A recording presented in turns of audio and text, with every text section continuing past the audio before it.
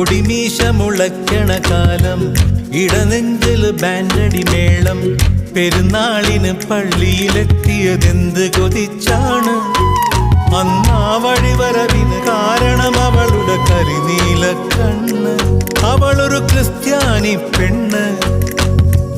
ഒടിമീശ മുളയ്ക്കണ കാലം, ഇടനെഞ്ചില് ബാൻഡടി മേളം.